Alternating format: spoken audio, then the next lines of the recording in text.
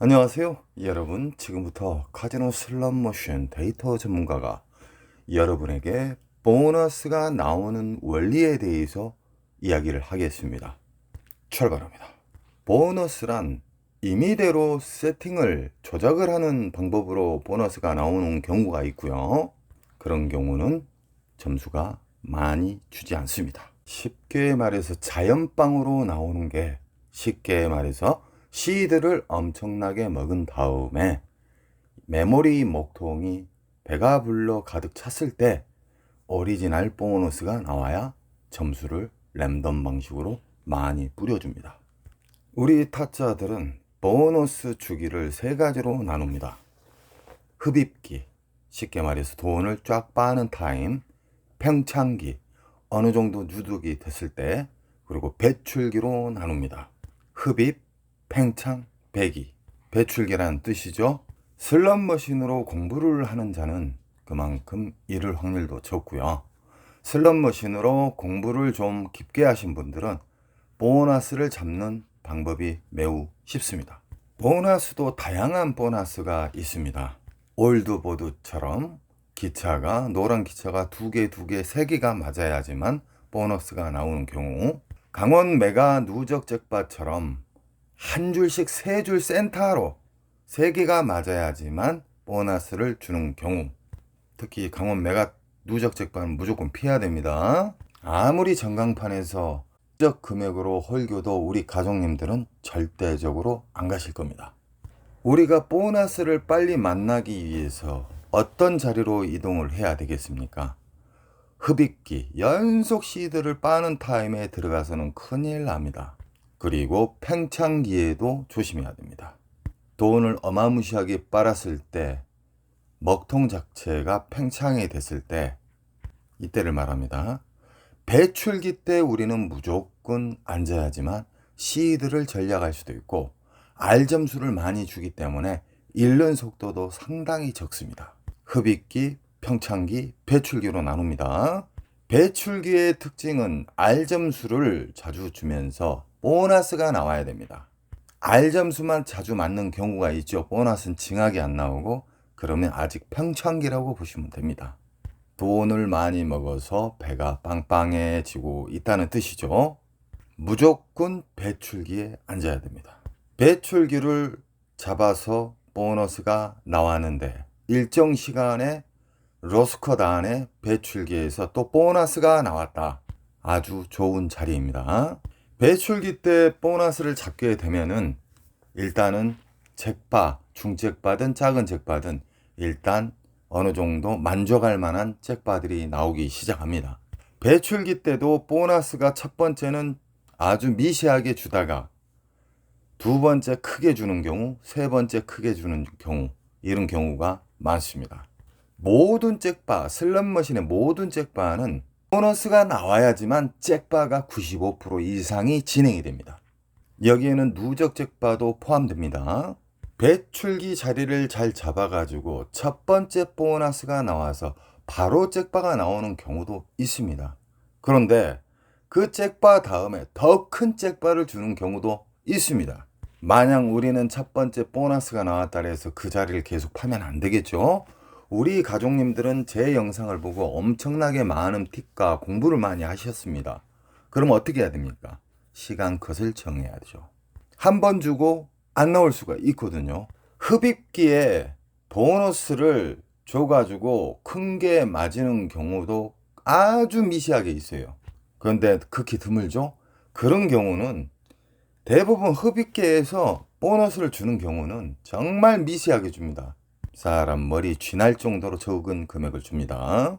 팽창기 때는 적절한 보너스가 나오기 시작하고요. 나오게 되면 배출기의 보너스를 잡아야지만 큰 잭바를 놀릴 수가 있고 연타 대형 잭바가 나오는 경우가 많습니다. 예를 들어 시카고에서 맨 땅에 자동차 5개가 맞아서 맨 땅 잭바를 잡은 다음에 1 플러스 1 잭바를 알거든요.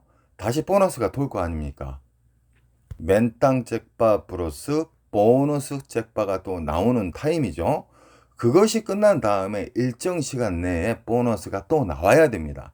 그러면 아주 좋은 기계입니다. 이 또한 로스컷을 잡아야 됩니다. 윙컷하고요. 우리 가족님들은 절대적으로 공부하셨기 때문에 일반인하고 다릅니다. 다시 한번 말하지만 강원 강도랜드 같은 경우에는 보너스 전반전 중반전 안 나오게끔 거의 대부분 돼 있습니다. 광고 효과가 극대화되는 그 지역에서는 보너스를 하나씩 좀 심어 놓겠죠. 세팅 자체를. 사람들을 도파민을 나오게끔 자극을 합니다.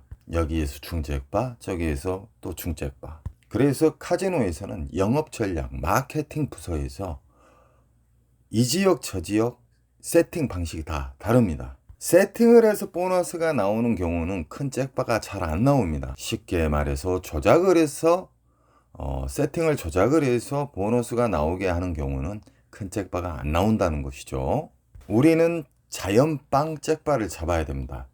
흡입기에 돈을 많이 잃으신 분들이 연속 탕진한 다음에 어느 정도 배가 부르면 평창기가 올 것이고, 평창기 자체에서 진공이 되다 보면 갑자기 보너스가 나오는 배출기를 만나게 됩니다. 이게 공부를 좀 많이 하시고 감각적이신 분들은 영상을 몇 번 보면은 딱 느낌이 와요. 아, 이게 진짜 순차적으로 이루어지구나. 공식적으로.